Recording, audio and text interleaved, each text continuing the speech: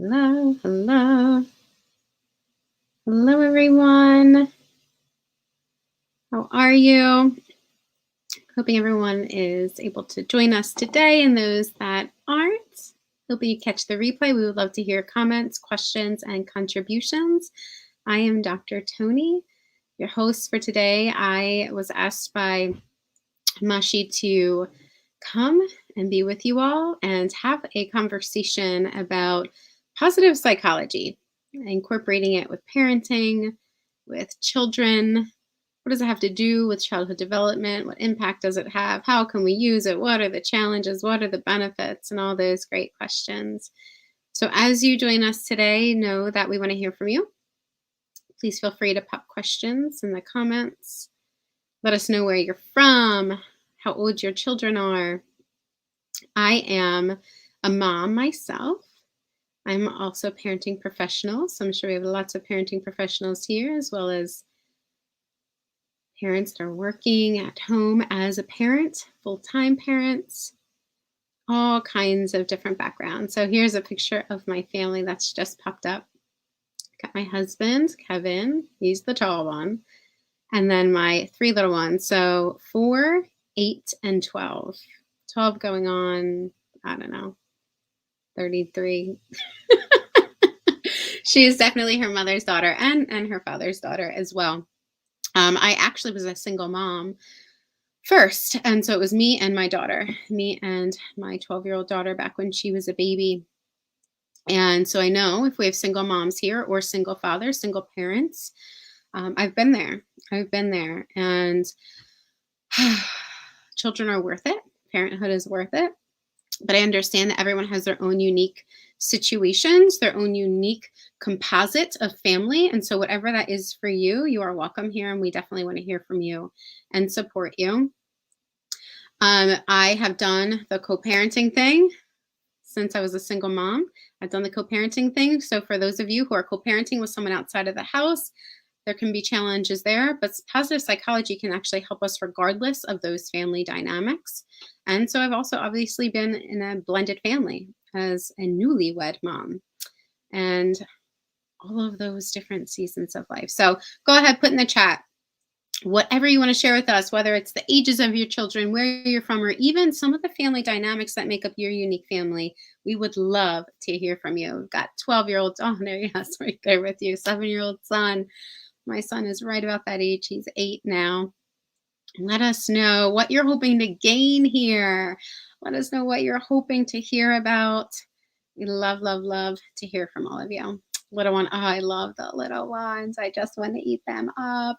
You ever get that feeling? You look at your kids, you're like, oh, the cheeks and the legs. Get that feeling all the time, even with my 4-year-old. So let's dive in. I do want to share, I am a licensed psychotherapist in the state of Pennsylvania. I'm also a lifestyle and success mentor for leaders, for entrepreneurs, for parenting professionals.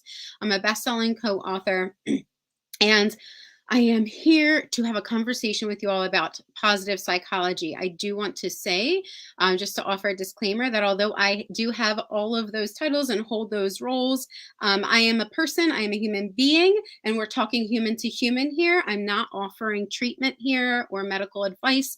If that is something that you would benefit from, please go ahead and seek a professional that is near you. All right, so here we're having a conversation, question and answer style, but I'm also going to start out honestly just with a little bit of history and definition of what positive psychology is, so we all start out on a similar baseline. Okay, now I am not a purist. I'm not a positive psychology purist, which essentially means I don't practice just from one theoretical model. I don't practice from one particular framework. So positive psychology is going to kind of help us put things in a certain perspective.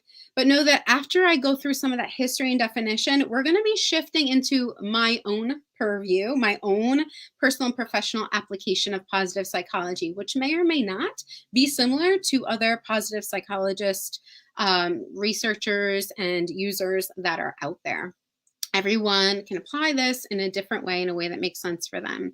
All right, so before I hop in, let me know when you hear positive psychology, what do you think of? What comes to mind? Something about positive psychology brought you here. So, what comes to mind when you just hear the words positive psychology?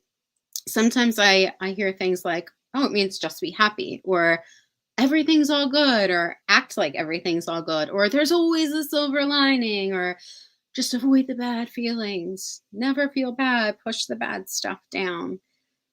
What are some that come up for you all? Whether you share it, whether you keep it to yourself, totally okay. But it's good to know kind of what your perspective is, what comes up for you around the words positive psychology, because positive psychology, now that it's kind of in mainstream a lot more and has been for a little while now, it can fall in kind of two groups. There's folks that are, yeah, gung ho, positive psychology, let's stay positive. And then there's folks that are like, no, positive psychology, not okay. Like, it's just, you can't be positive all the time. Like, that's just toxic, right? And I'll share that my purview is always somewhere in the middle, where there's absolutely such a thing as toxic positivity, right? There's absolutely such a thing as toxic positivity. And also, there's so many benefits from incorporating this positive psychology principles, the idea of positive psychology in your life more often. Okay? What that does is to train your brain to be happy when you are open and able to enjoy positive in your life a little bit more and a little bit more and a little bit more, right? It actually shifts how your brain is serving you, how your brain is wired. And that's simply because our brain operates off of this repetition system, okay? So the brain is going to help us continue to do what we repeat. And so if we are repetitively allowing ourselves to engage in some kind of positive interaction or positive feeling, then we are wiring our brain essentially to want more of that and to go to that, to kind of orient towards that way of being more and more and more, with less and less challenge and more ease each time we practice it. And that's regardless of age. That's for all of us, from youngsters, from young children, all the way up to adult and elderly. Okay, so that runs the gamut. Okay. Now, positive psychology, let's start out with that history and definition I said we'd start out with, and then we'll go a bit deeper. Feel free, as I said, to insert any comments that you have, questions that come up. Positive psychology is defined essentially as the study of and focus on thoughts, feelings, behaviors that make life worth living. Okay, so thoughts, thinking, feelings, your emotions, and behaviors, so how you act and how you interact, that make life worth living. All right, now this was initially coined, positive psychology, the term was initially coined by Abraham Maslow back in the 1950s, who also, some of you may or may not be familiar, Maslow's hierarchy of needs. That's another popular one, right, that Abraham Maslow is really known for. But positive psychology was first coined, that term was first coined by Abraham Maslow in the 1950s. And then later on, Martin Seligman created the more mainstream theory, kind of helped to popularize positive psychology. And he did that because when he got into the APA, which is the American Psychological Association, and he was running the show there, he said, you know what? We do a lot of focus, an awful lot of focus on pathology, on what's gone wrong, on what's bad or what feels bad, or just all of the negative. And so when he came in, he said, let's shift that. Let's look more into the positive. Let's focus more on the strengths rather than the weaknesses. Why aren't we doing more of that? Now, of course, folks had different reactions to that, some for it, some not so much for it because they questioned it, because well, we can't just avoid the challenges, right? We can't just avoid the weaknesses, right? And that makes sense. It makes sense. Arguments from all sides always make sense in some way, shape, or form when it comes to debates about, what fits and what doesn't. And so wherever you kind of fall on that spectrum, it's totally fine. There's some merit to the questions, to the concerns, to the comments, and to the contributions that you have, but you can still benefit from positive psychology regardless of where you fall on that spectrum right now. Okay? Because there is something to bringing in a focus, our thoughts, our feelings, our actions, bringing a focus of them more to a positive, as opposed to focusing purely or specifically or primarily on the negative or the challenges. Okay, there's a sense of hope that comes with that, don't you think? A sense of hope that comes with being able not to stay stuck in the muck, but being able to feel a little bit better and a little bit better and a little bit better. All right, so positive psychology focuses on identifying and amplifying strengths, the strengths of the individual, and even you can go larger and you can apply this to systems, the strengths of systems, of communities, of neighborhoods, heck, strengths of government, right? We can apply it at a systems level, but that's not what we're going to do today. Just know that it focuses on identifying and amplifying the strengths that help individuals not just survive, but thrive, optimally live. Okay, so we're not talking, when we talk about positive psychology, it's not focusing on survival, it's focusing on thriving, it's focusing on optimizing. Okay, optimizing your life experience, optimizing how you think and how you feel, how your whole system behaves and functions, how your relationship experiences are, to optimize them all. Okay, it's focusing on optimizing the good. All right, so let me pause there for a moment and see, do we have any questions about kind of the definition of positive psychology or the history there, or anything that has come up so far from what I've shared?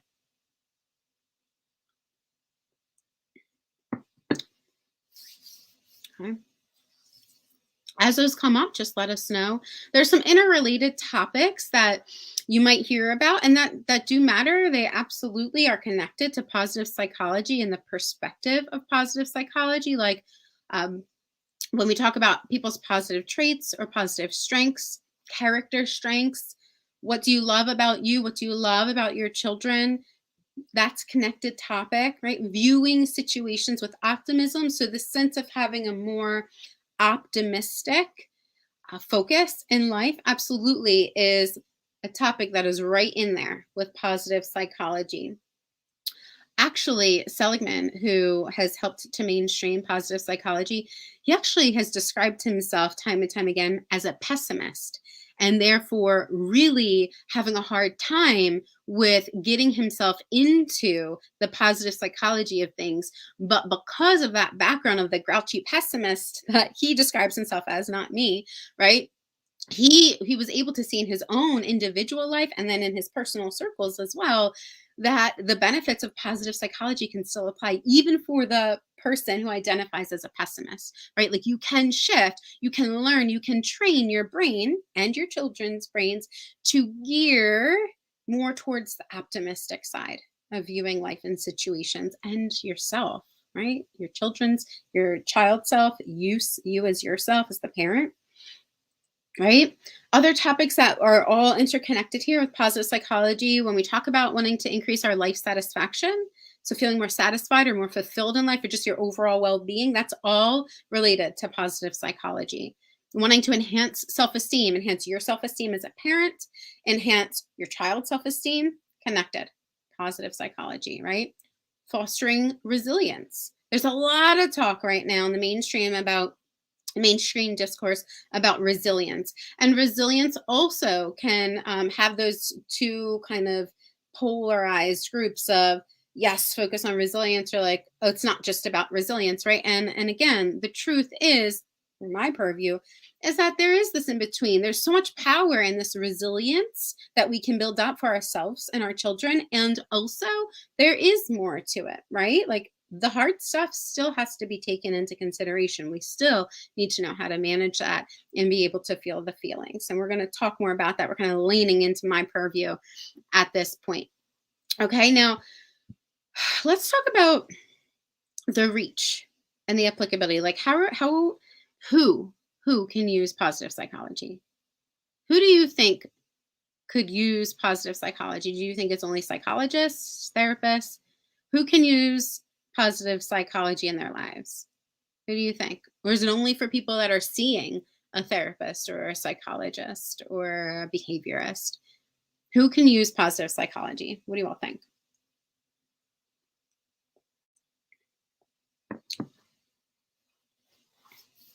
Who might be able to use it?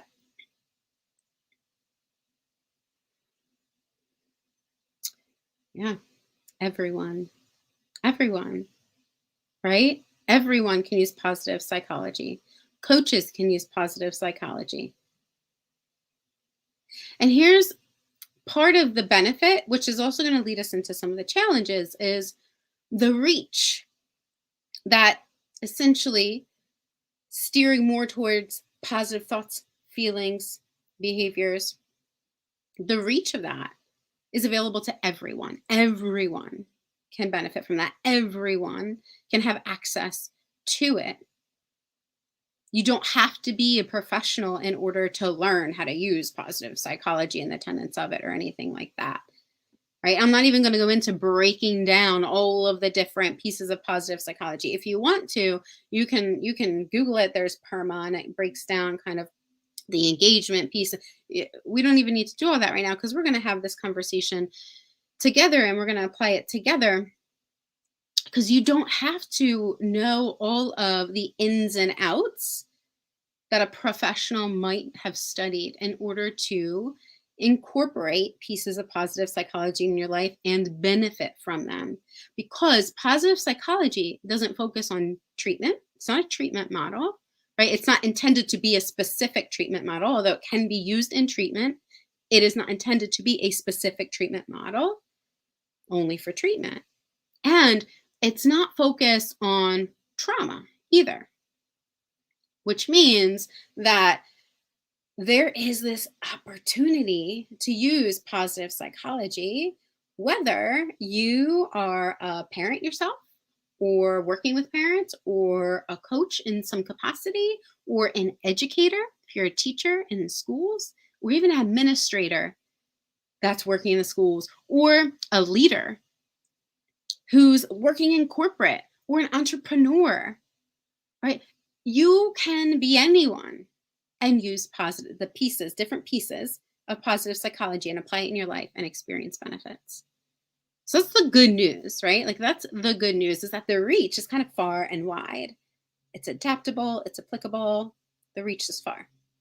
So that's the cool thing. At the same time, it also restricts positive psychology in some ways, because it's not intended to be treatment focused specific, because it's not intended to focus on trauma. It then doesn't really take into consideration all of the clinical components or all of the trauma challenges that someone may be experiencing, or just trauma symptoms that someone may be experiencing.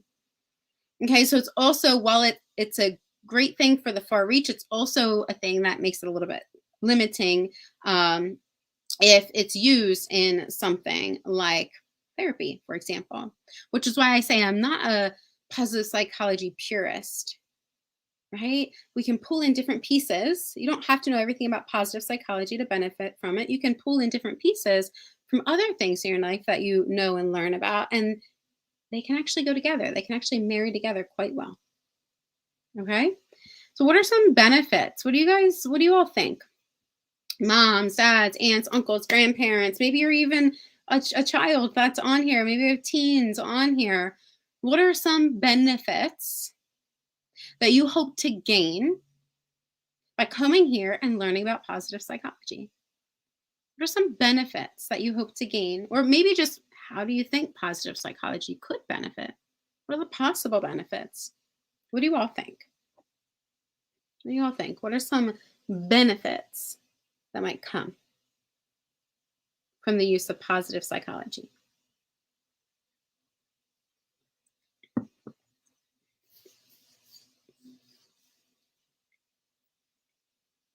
What are some benefits? Because genuinely enjoyable experiences, allowing yourself to genuinely feel good or genuinely view something in a positive light, it does actually result in the brain releasing feel good hormones.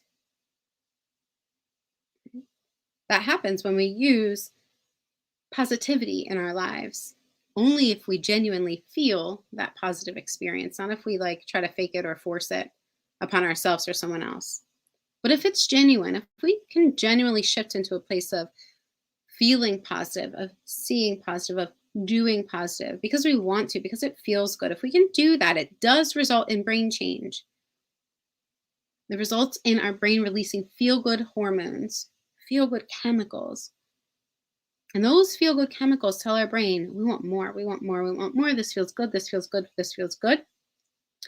And it helps the brain to orient more towards this positive sense of self, of others, has to be used in order to grow.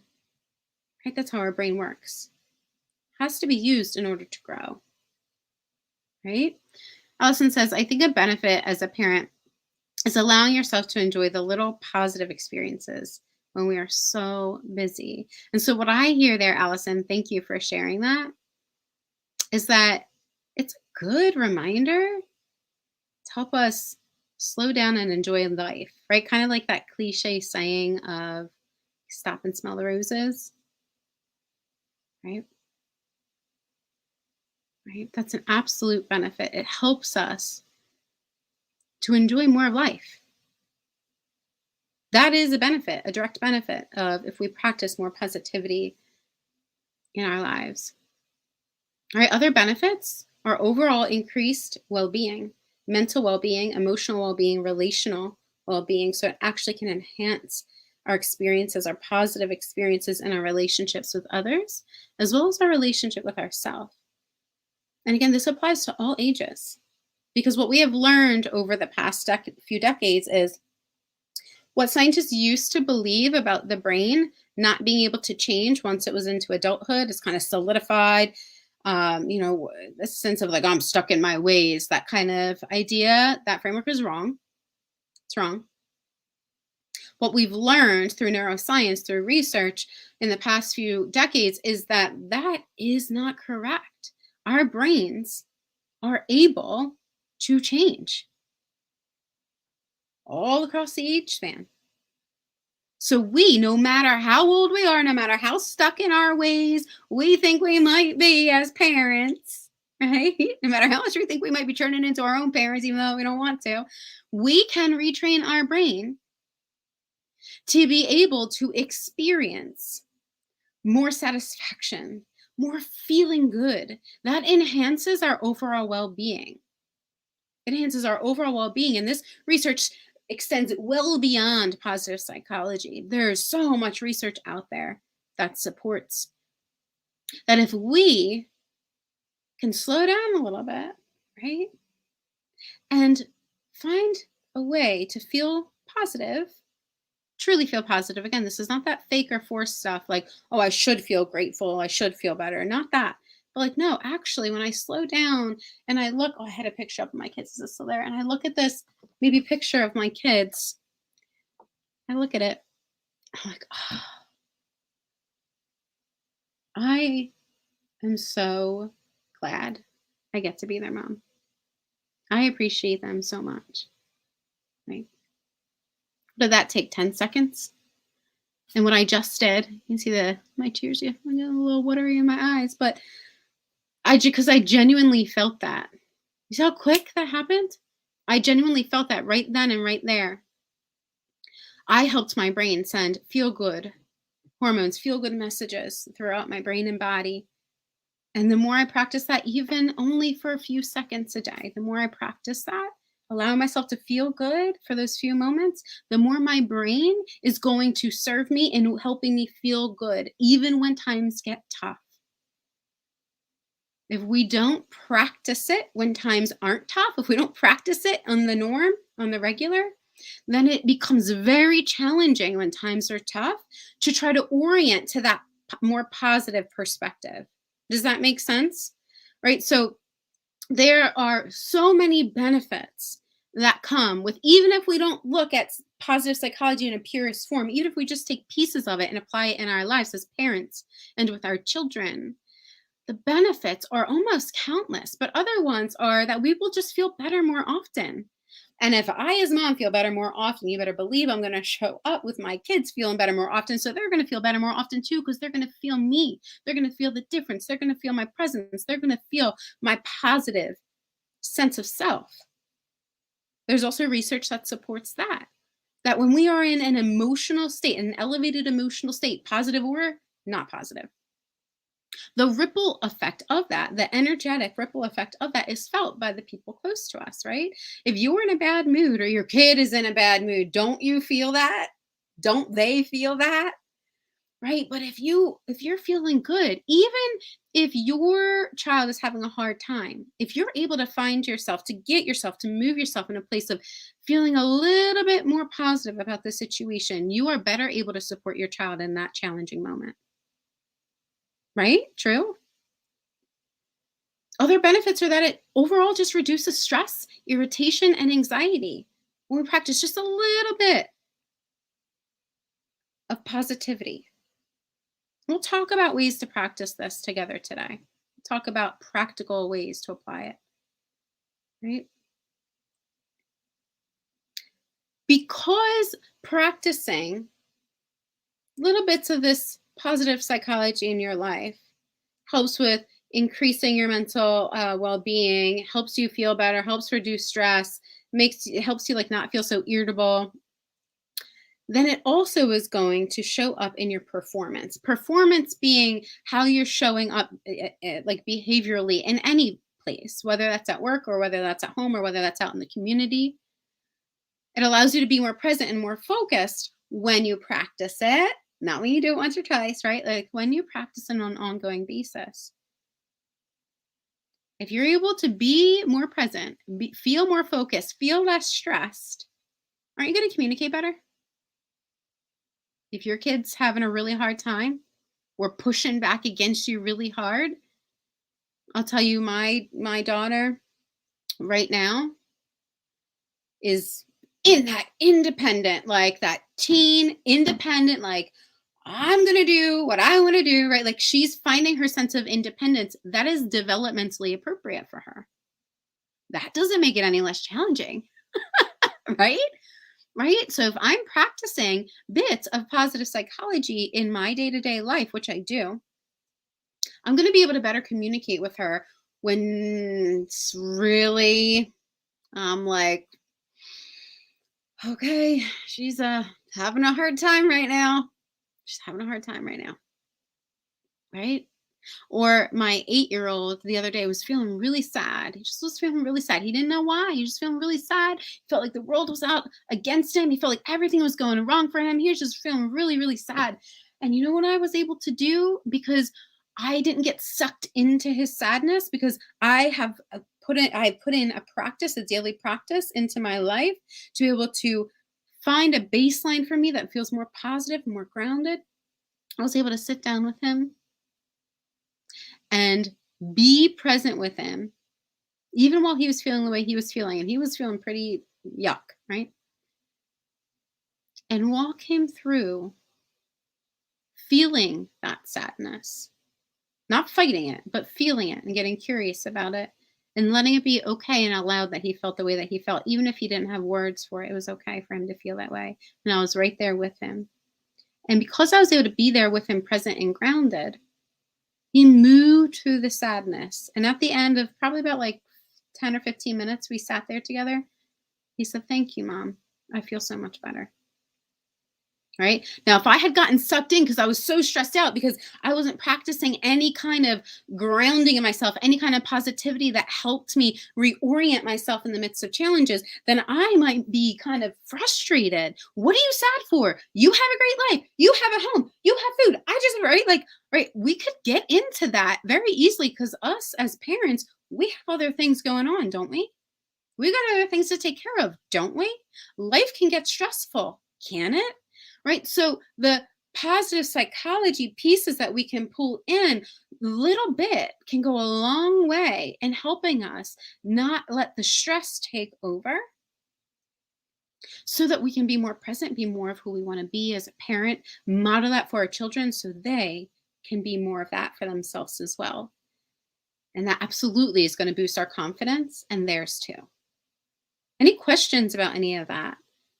Sometimes I get really passionate. I just like go all in, and then I'm sure you can feel that, right? So let me know if you have any questions or comments about that. Any thoughts? If you do, pop them in. Benefits that we see when we use positive psychology for our children, or when we teach our children to use, right, pieces of positive psychology, is that essentially what we're doing is we're helping them create a healthier foundation to build upon as they grow older. So they're going to have a deeper sense of self, a sturdier sense of self, right? We're giving them the opportunity to strengthen their resilience. We have a question come in. How to break the cycle of negative self-talk as a parent? It's a really good question.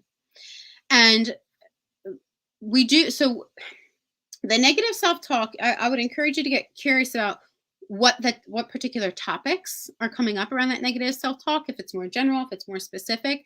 But with what I have in this question right here, what I'm going to say is we want to come back to the repetition. Our brains, so if you have a practice of negative self-talk, your brain is wired. Your brain is oriented to go in that direction by default, like on autopilot. You don't even have to think about it. And what that means for our brain is that we're going to think of it as pathways. All right, so our neural pathways, they get more and more clear. They get more and more open for our thoughts essentially to go down, the ones that we use the most. So if your negative self-talk is a habit, a mental habit, then your brain has created pathways to support that mental habit that's been practiced. So in order to shift out of that cycle, it's quite literally like, we're not going to look at the superhighways anymore. Like we don't want to go down these superhighways of negative self-talk that are they are wired in our brain. Rather than do that, I want to go down a different highway, a more positive oriented highway. Well, guess what? Those highways haven't been carved yet. They haven't been created yet. These negative self-talk highways have been carved. They have been created. You go down that by default, right? In order to create new highways that are more oriented towards the positive, what you have to do is first have some compassion for yourself, because you're going to have to get out a shovel, theoretically speaking, right? Like hypothetically speaking, you're going to have to get out this figurative shovel and start every time. What is the trigger that makes me have this negative self-talk? Oh, I feel like I just messed up. I shouldn't have said that. Or I feel like I just got frustrated. I shouldn't have gotten frustrated, right? Oh, I'm about to go down the negative self-talk. I catch myself. And the more you practice, the earlier you catch yourself. So it might take a while for you to catch yourself. I'm about to go down these super highways that are on default that I'm just used to going down. All right, I'm going to catch myself. I'm going to get out my shovel. Okay, I'm beating up on myself right now. And I know that that's not helping me feel better, which means I won't be able to show up better for my kids. So I'm going to give myself some compassion just by doing that one act, right? That one thought right there. That's you getting out your shovel. Okay, that's you getting out your shovel. All right, now you've done that. I'm human and I'm learning, and I'm always open to learn. Okay, you just dug. You just started that first hole towards creating a new neural pathway, a new highway in your brain for your brain to wire towards positive. You have to repeat every time you notice you go down that negative self-talk. You're going to go down. Whatever your mental habits are, you're going to go down them when you get activated by something, when you get triggered by something. You cannot stop that. So it has to be okay. It has to be okay. And the same for your kids. If you're trying to help your kids break out of a challenging habit, same thing. They're going to mess up, and it has to be okay when we notice the mess up. Because if it's not, if you're beating on yourself, or your kids are beating up on themselves, or you guys are arguing because someone's messed up, now what is happening is the momentum towards the negative is being built, orienting the wrong way, the way that you don't want to go. So it has to be okay that when you recognize you're about to go down these old pathways in your brain, you're about to use these old habits in your brain, it has to be okay when you notice that. That's honestly, that is the first step. You just repeating that over and over again. It's okay that that's the direction I'm about to go, and that I notice that, because that's what I'm used to. And I am committed to practicing different or positive or whatever word works for you. And just that one thing is you taking out that shovel and starting to dig that new pathway. Okay? So you're going to keep practicing, keep practicing, keep practicing. Every time you practice, that's a repetition, and you're building new highways in your brain. Okay, that's for adults and that's for children. Now, children actually wire new pathways easier because their brain is in even earlier development. All right. Okay. All right. So moving forward, there are things to be careful of. There are lots of benefits, which we just talked about, several benefits of using positive psychology, but there are also things to be careful of. We hinted in the beginning about toxic positivity. So this is a really important one because there is definitely such thing as toxic positivity. This is when someone feels sad or angry or just frustrated, right? But they're having a very valid feeling, whether this is you or it's your child. They're having a feeling. Maybe they don't understand why you feel the way that you feel, and maybe you don't understand why they feel the way that they feel. And that's okay. But it becomes toxic positivity when we try to push those feelings down, ignore those feelings, or tell them, like, oh, you shouldn't feel that way. Don't feel that way because of all these other reasons. You should feel that way. That's invalidating a valid emotion. And when that happens time and time again, whether you're doing it to yourself as a parent, you're telling your kids not to feel the way that they feel, or they're doing it to themselves, it becomes toxic when that is repeated time and time again. Okay, so toxic positivity is a thing, and it actually pushes down emotions that need to be felt. When emotions are not felt, then they don't go away. They actually build up. And ultimately, it's going to turn into something like maybe anxiety or resentment. All right, it's going to turn into something bigger if we don't make time and space for emotions to be felt, whether or not we understand exactly why someone else is feeling the way they're feeling or not. All right. Also, there's this focus on happiness with the kind of purest positive psychology. And it's important to know that just focusing on happiness actually doesn't automatically create a sense of meaning. And as human beings, we all desire a sense of meaning. We desire a sense of meaning in life. We want to feel like we're doing something of substance, of purpose, of meaning. Okay.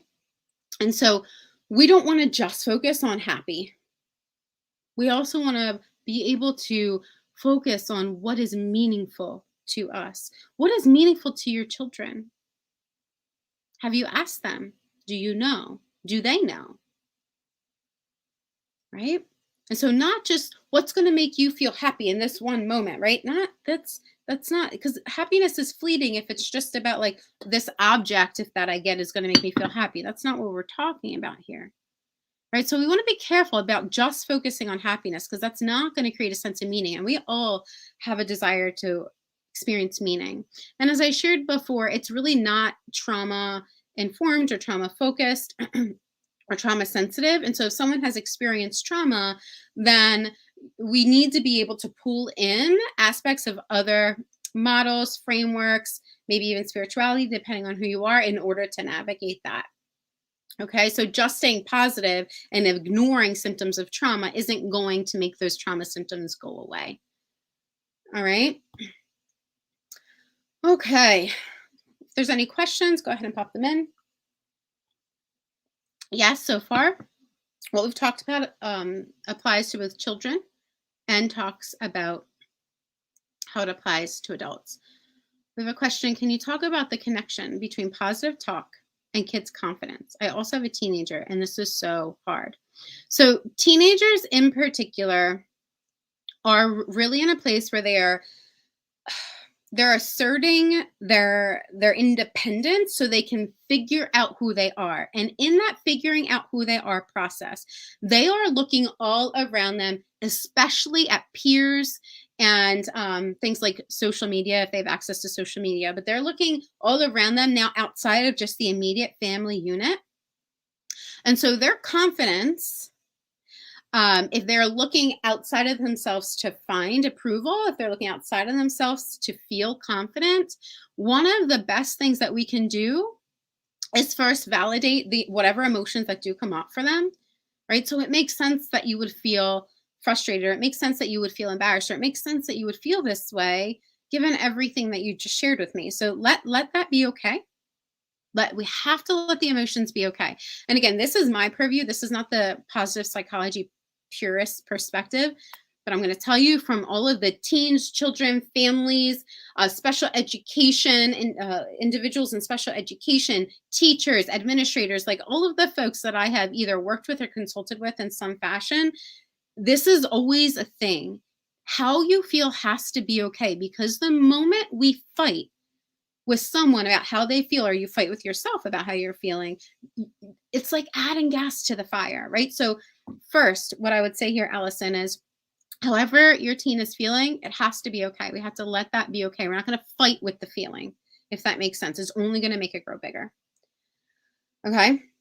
And then the next part, as far as the confidence piece, is having these conversations never, very rarely, I'm not going to say never, very rarely are the kind of conversations that we have to have, especially with our teens, are they just a one conversation.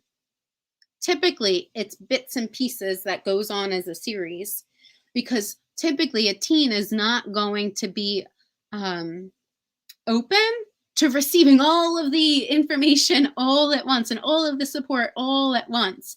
And so to try to sit down and have a singular conversation and expect there to be like a specific result from that, like, oh, if I just sit down and I talk to my teen about confidence, they're going to feel calm. It's not, it doesn't work that way, because they're going out and they're experiencing life at school and in the community and with their friends. And so every time they have an experience, it has the potential to pull up a challenge of, oh my gosh, do they not like me? Are they rejecting me? Are they judging me? And that can be a hit to the confidence. So having ongoing, a series, bits and pieces, not trying to get it all in at once, having ongoing conversation with your teen or preteen about what you do see in her or him, them, what you do see in them as strengths, and how much you appreciate that, without you needing any response back. Right? That's another thing that has to be okay. It has. So my daughter has probably been upset with me like 5 times already today. And so something I might say to her, and for not like a specific thing per my purview, but per hers, it's like, how dare you X, Y, or Z? I don't know. So for me, as her mom, who wants to respect her ongoing emotional development and not break down her confidence, is I hear you. I hear you. I hear that you feel this way. Is there something that I can do to support you? No? Okay. All right. I just want you to know that you did a really great job with this, and I really appreciate it. Right? So looking and pointing out the strengths, the things you appreciate. But I didn't need a response, because I know even if I pushed for a response, then it would have just exacerbated any particular situation, right? So without pushing for a response, you choose to be the one to identify the strengths that you see. You're looking for moments and identifying the moments that are viewed as positive. That's going to boost her confidence, because now it's not just a one and done conversation. She's hearing this on an ongoing basis. You're planting seeds every time. You're watering those seeds every time you do it. Right? And now, if and when your teen does have a challenge and is struggling, the hope is, because these seeds have been planted and nurtured and watered, this teen is going to be more apt to come to a trusted adult, perhaps you, perhaps another trusted adult like a teacher, when they're really having a hard time and do need that adult mentorship. Okay? All right. Let me know if that makes sense, if there's further questions about that. So I want to quick break down the kind of a few things about like what positive psychology is and what it's not. So it does focus on strengths. Okay? It does focus on strengths. It does focus on happiness. A purist positive psychology framework does focus on happiness. And it inherently asserts that inherently everyone is resilient. Okay? So positive psychology does all of those things. But what it doesn't do is it doesn't pretend like stress doesn't exist. We don't pretend like life is all easy street, all easy breezy, right? We don't just pretend like there's no challenges or trauma or turmoil in life. We let those experiences be real and be experienced, and the emotions that come up be present, be acknowledged, but we don't stay stuck in it. Okay? We're not claiming my purview of positive psychology does not claim that life is devoid of challenges, nor does it aim to devoid life of challenges, because challenges actually give us an opportunity to grow, all of us, no matter our ages. And also, it does not, again, this is my purview of positive psychology, it does not assert that we need to ignore any negative feelings. Anytime we're ignoring our own emotions, or we're telling our children to ignore their emotions, to just ignore them or fight them, we're actually creating an argument within ourselves. Because now I'm arguing with myself about feeling angry. Now I'm feeling worse. Or I'm telling my kid not to feel sad, but they do feel sad. So now they feel worse because they feel like they shouldn't feel sad, but they do feel sad. So now what? Right now they're feeling angry because they wanted to feel sad. He's like, blah, blah, blah, blah. Goes like that, right? So we have to let it be okay. Okay. So with all of this being said, I want to ask you all, we've had great questions and comments coming in so far. If there's other examples that you would like me to offer, if there's other examples that you have that you want to have me help you apply any piece of positive psychology to in your life, whether with yourself or your children, if there's a certain way that you would like support in applying positive psychology, maybe there's a certain situation or challenge that you're trying to navigate. And let me know if anything comes up for you. And while you're thinking about that and typing that in, I want to talk a little bit about how to practice positive psychology. So we've talked about what positive psychology is, a little bit about kind of where, like who created it, where it came from, talked about the benefits of it. We talked about the challenges of it, right? But how do we use it? Like, what are some ways that we can use it?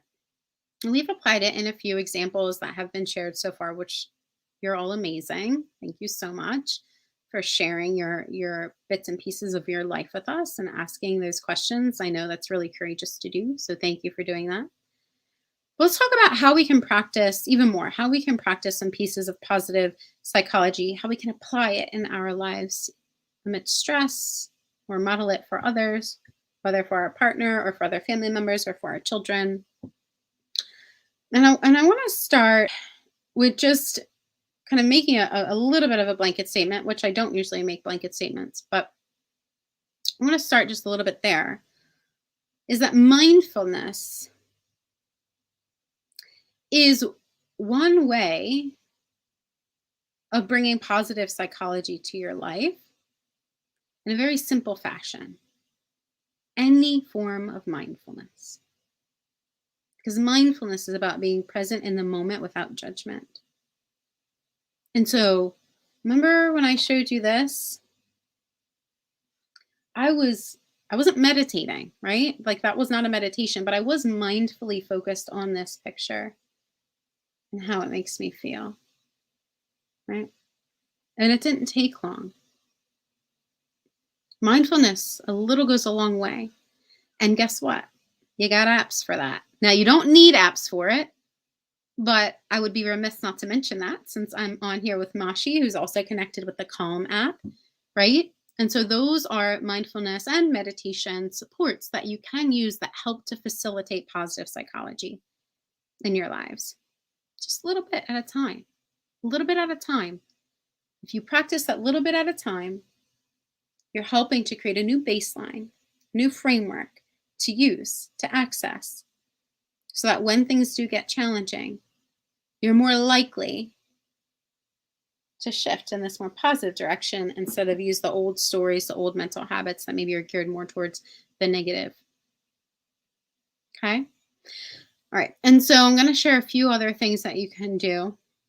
And if you have ideas about sharing some things that you could do, maybe you've already tried them, or maybe you have ideas come up from our conversation so far, please go ahead and share those with us. We would love to hear from you. But here's another one. Now, some of you are going to be like, what? And some of you are going to be like, meh, right? And everyone in between, of course. But here's the other one, okay?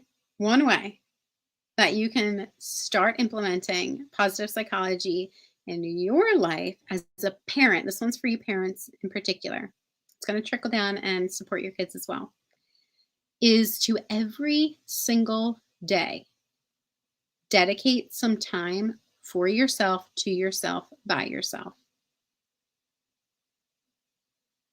5 minutes, 10 minutes, 15 minutes, 30 minutes, 45 minutes, an hour, whatever you can and are willing to dedicate. And here's why.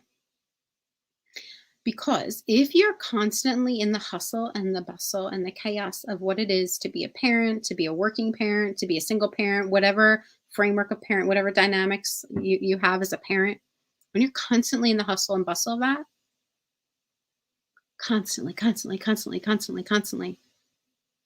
you're not going to be able to practice positive psychology in a meaningful way.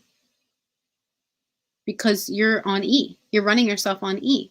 And if you're running yourself on E, even if you try to practice positive psychology, you're doing it without a baseline that's been built. You're doing it without that foundation that we talked about we can build for ourselves, which means it's going to be harder to implement pieces of positive psychology in your life. It's going to be harder to practice any kind of mindfulness. It's going to make everything harder if you don't dedicate some time to yourself, for yourself, by yourself.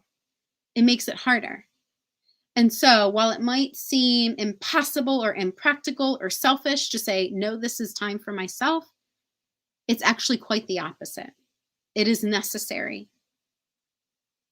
And it is part of that self-care, that caring of yourself for yourself, that allows you to then show up better for your kids, for your partner, at work, wherever it is that you're going and whoever it is that you're interacting with. And I'll tell you an example. So I have my me time in the mornings, every morning. And because my kids are early risers, they have a morning curfew rather than a nighttime curfew. And they know this is mom's me time in the morning. Don't come down and interrupt mom before 7 a.m. It's my time. And I have had my son, my middle guy, my 8-year-old, say to me, I found him in his room with his door closed, like just being in his room. And I pop in and I say, hey, like, what are you doing? You all right? He said, yeah, I'm just having some time to myself. Like you have. I'm just taking some time to myself. I just need to be with myself for a little bit. And because I put the boundary down to take time for myself, which helped me really practice and solidify some pieces of positive psychology in my life on a regular, I modeled that for my kids. And so now not only are they able to then respect that boundary, but they can then create a container, a boundary for themselves to do that as well. Right? I had the same year-old, the 8-year-old's teacher this year tell me, she said, your son just seems like such a confident third grader. She said, I don't see that often. As often, at least, that she would like, I guess, in third graders. He's okay with playing when he wants to play, and he's okay with saying, like, no, right now I need some time for myself. And that just melts my heart. Because by me saying, it's okay for me to take time for myself so that I can start my day off on a more positive foot, so that I can orient myself more towards feeling and thinking and showing up, being in this more positive, optimistic state for when things get hard or when I'm just parenting. By me doing that for me, I modeled it for my kids. I demonstrated that for them, and now they are better able to do that for themselves, even at 8 years old or 4 years old, right? A couple more tips, and then we'll close there. Is that another thing that you can do to incorporate positive psychology, and this is a simple one that it seems simple, right? But it's a little bit more challenging than it seems, is to make mistakes and be okay with it. Make mistakes and be okay with that. Demonstrate forgiveness and compassion and acceptance and imperfection in front of your children, because that's going to then reduce the pressure they feel on themselves, which will naturally reduce them having the more challenging feelings. It's going to naturally allow them to have opportunity to feel more positive more often. Even if I made a mistake, right? Even if my 12-year-old makes a mistake, and we know we still name it as a mistake, right? Like, oh, like you made a mistake here. That was not a good choice. How can we choose better next time, right? but that we're not going to let that mistake define her. We're not going to harp on her so bad that she's now feeling so bad that she feels like she can't get out of that hole, right? And the same for me. I'm not perfect. And I tell my kids that you said, hey, I'm sorry I made a mistake, or I'm sorry I didn't mean to say that, or right. And I'm okay to apologize. My husband's actually even better at it than I am, to apologize when we mess up. Because what that helps our kids do is not feel so bad if and when they do mess up, and therefore see the positive in the situation. So even though I made a mistake, I'm not a mistake, right? And now I'm not going to go so quick to that negative or challenging emotion. Instead, I'll be able to have hope from moving forward, right? It's already just a natural, more positive orient simply by allowing yourself to make mistakes, for that to be okay, and to forgive yourself, to ask forgiveness, to show up with more compassion and acceptance, to be imperfect and for imperfection to be okay. And the last one I'll end on is that rather than tell your kids or yourself how you should be or how you should feel, try to avoid the shoulds. Okay. Shoulds often create a sense of shame when they are internalized. Okay. So you should have known better. Okay. So does that mean there's something wrong with me, or that I'm not good enough in some way? When the shoulds are repeated time and time again, and they're connected with some sense of like not doing something well enough or not doing something right, the shoulds can actually be internalized and create shame. So rather than use the word should, I would encourage you to enter into a conversation with your child about whatever the topic is that you're struggling with. Maybe, I don't know, maybe your kid made a mistake that they often make, right? Like they often make, and you're like, you should have known better by now. Well, the child is clearly struggling with changing this behavior. So if we say that they should know better by now, and they've already hear you preach to them about not doing it anymore, but they're still having a hard time with doing it, then telling them that they should have known better by now actually is going to make them feel worse, and it's going to make it harder to change the behavior. So let's sit down and talk about, what do you think you're gaining from this behavior? What are you hoping will come out of it? Or what's making it hard for things to change? Or how can I help you? So, and try to enter into a conversation with them about that. All right. So I know that I shared a lot with you all here today, and I am so grateful for all that you have shared and asked of me as well. We are at about the hour mark, so I want to respect everyone's time and cap that there. But if there's any last minute questions, comments, contributions, any pieces that all like that, we would love to hear them in this last minute together. And if you want to directly contact me, ask me questions or anything like that, you're welcome to visit my website, which is www.bold, BOLD, and balanced, BALANCED coaching.com. So that's bold and balanced coaching.com. And I'll stay for a minute to answer any questions that might come in. I'm so thankful to have shared this time and this space with you all. All right. Here's one question. I only have one kid, so just a general question. When trying to come off as optimistic to kids, I'm realizing it may be considered toxic positivity.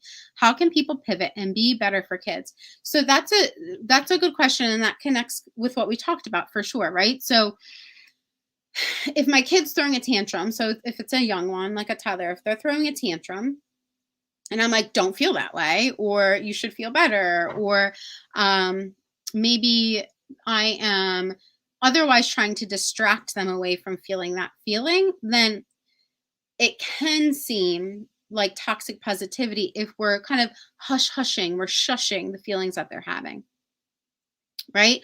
A simple way to put this, and a simple way to put this would be like if a kid falls and gets hurt, toddlers specifically, falls, gets hurt, and starts crying. We don't want to tell them, oh no, don't cry.